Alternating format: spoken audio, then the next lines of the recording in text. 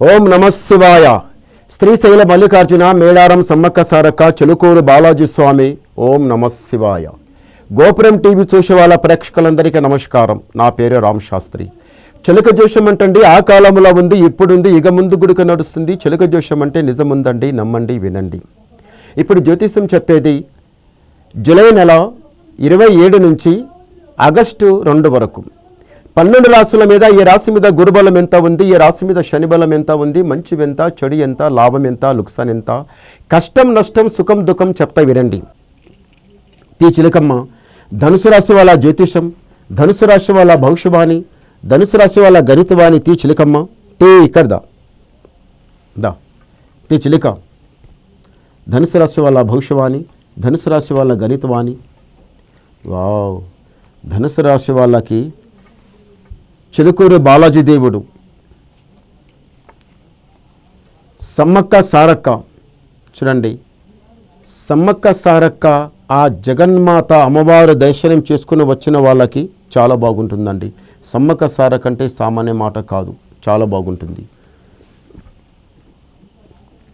ధనుసు రాశి వాళ్ళకు విదేశీ ప్రయాణం వెళ్ళాలి. విదేశీ ప్రయాణం వెళ్ళిన తర్వాత అక్కడికి వెళ్ళిన తర్వాత జాబే చేయవచ్చు, బిజినెసే చేయవచ్చు, వ్యాపారమే చేయవచ్చు, లేకపోతే ఏదైనా దానికి వెళ్ళవచ్చు.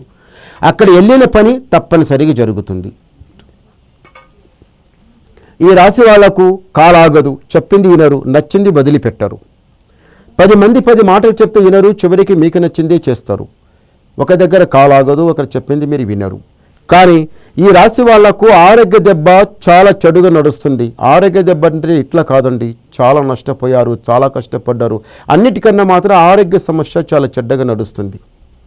ఆరోగ్య సమస్య చాలా చెడ్డగా నడిచి కొన్ని రోజుల నుంచి మాత్రం పూరా నేలగా పడ్డారండి. చూడండి, మనిషి జీవితం అంటే ఒక్కసారిగా నేలగా పడ్డారంటే లేవాలంటే చాలా కష్టం. నేలగా పడాలంటే పడి ఆరోగ్య సమస్యల కింద పడి లేవాలంటే చాలా కష్టం. లేచి మళ్ళీ తిరగాలంటే మళ్ళీ జలమించినట్టు ఆయన. చాలా హుషారుతో నడవాలి. జీవితం చాలా సున్నితమైన జీవితం, చాలా చిన్న జీవితం, చాలా మంచి జీవితం. ఈ జీవితానికి మేము ఎలా పెట్టుకుంటే అలా మంచిగా ఉంటుంది. ఎలా సల్లుడిస్తే ఏదైనా జరగచ్చు. బండి ఇంట్లోకి వెళ్ళి బయటికి వెళ్తే ఎన్నో గంటలు వస్తాయి, 100 గంటలు వస్తాయి. ఆ గండం లోపల దాటుకుంటా ప్రతి నిమిషం దగ్గర ఒక గండం వస్తుంది, ప్రతి నిమిషం దగ్గర ఒక గండం వస్తుంది. అన్నిటికీ దాటించేవాడు ఎవడు? పైవాడు. ఆ భగవంతుడు అనేవాడు అన్నిటికీ దాటించుకుంటా మళ్ళీ ఇంటికి తోలుకొస్తాడు. చూశారా, భగవంతుడు లేరనుకుంటాం. ఎందుకు లేరండి? భగవంతుడు వెంటనే ఉంటాడు.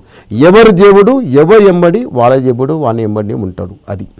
కానీ ఈ రాశి వాళ్ళు మళ్ళీ ఒకటి ఏం ఆలోచిస్తారంటే ముందర జరిగే దాని గురించి కొంచెం ఎక్కువ ఆలోచిస్తారు. కొంత జరిగిన దాని గురించి ఆలోచిస్తే ఏమొస్తుంది అని ముందు జరిగే దాని గురించి ఎక్కువ ఆలోచిస్తారు. అది బాగుంది.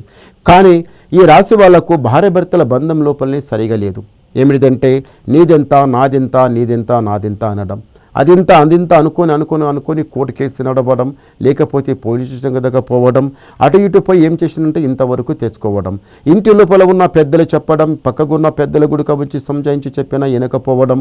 భార్య భర్తల లోపల ఆటంకులు, చిక్కులు, చికాకులు చాలా వస్తున్నాయి, చెడ్డగా వస్తున్నాయి. అలాంటి చిక్కులు, చికాకులు దూరం చేసుకోవాలి, చాలా బాగుంటుంది. చూడండి, కళ్యాణం అయిన తర్వాత గుడిక ఈ అమ్మాయి నాకు వద్దు, ఈ అమ్మాయి నాకు ఇష్టం లేదు వద్దు, లేకపోతే ఈ అబ్బాయి నాకు ఇష్టం లేడు వద్దు అని అంటే పెద్దలు బాధపడతారు. పెద్దలు ఏమనుకుంటారు?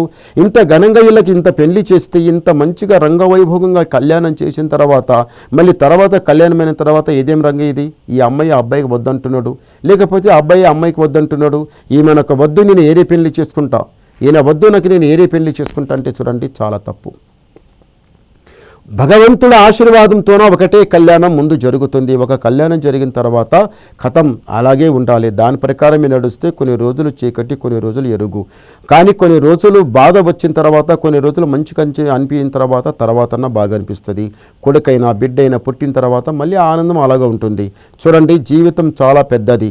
సముద్రంలో మునిగి తేలొచ్చు, కానీ సంసారంలో మునిగి తేలాలంటే చాలా కష్టం. చూడండి, అలాంటి దాంట్లో వెళ్ళకండి, చాలా మంచిది కాదు.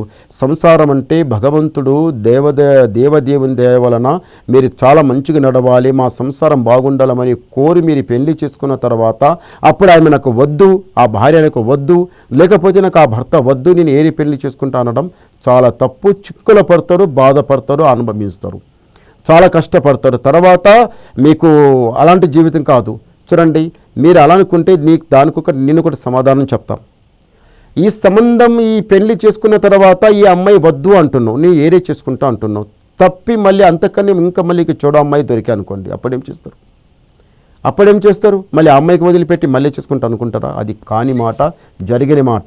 ముందు ఏ అమ్మాయి దొరుకుతో ఆ అమ్మాయే కరెక్ట్, అలాగే ఉండండి, పద్ధతి మీద నడవండి, భగవంతుని ధ్యానం నడవండి. లేకపోతే మనసు శాంతం ఉండకపోతే, ఒకరి మాట ఒకరికి పడకపోతే ఒక దేవ దర్శనం వెళ్ళండి, భగవంతుని దర్శనం చేసుకుని రండి, మీకు చాలా మంచి జరుగుతుంది. అంతేగాని నాకు ఈ అమ్మాయి వద్దు, నేను ఏరే పెళ్లి చేసుకుంటా, లేకపోతే ఈ అబ్బాయి వద్దు, నేను ఏరే పెళ్లి చేసుకుంటా అనడం చాలా తప్పు. చాలా కష్టాలు పడతారు, చిక్కులు పడతారు, అది మంచిది కాదు. లైఫ్ అంతా మంచి జరుగుతుంది. మళ్ళీ మీ లైఫ్ ఎట్లా జరిగేది ఉంది తెలుసా?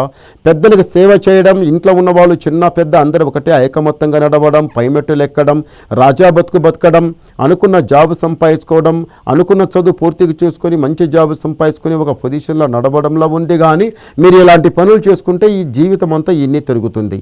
అలాంటి కాకుండా ఇదంతా వదిలిపెడితే జీవితం ఇంకా ముందర నడుస్తుంది. ఒక్కొక్క మెట్టు లెక్క మీరు పై మెట్టులు ఎక్కుతారు. ఒకసారి గవ్వలేద్దాం. ఓం నమ శివాయ. వావ్, చాలా మంచి గవ్వలు పడ్డాయండి. ఈ ధనుసు రాశి వాళ్ళకి ఆదాయం 14, యాయం 11, రాజపూజ ఫలం 5, అవమానం 6. అంటే గురుబలం మీకు చాలా బాగుంది, శని బలం మీకు చాలా తక్కువ ఉన్నది. చేసిన పని చేసినట్టు అవుతుంది. రాజా బతికే టైం దగ్గరకు వచ్చింది. తొందరపడకండి, నిదానం చేయండి. ఇంకా మీరు ఏమన్నా వినాలనుకుంటే నాకు ఫోన్ ద్వారా మాట్లాడండి, మీ డౌట్ క్లియర్ చేసేస్తా, ఉన్నది మొత్తం చెప్పేస్తా. నమస్కారం. Oh.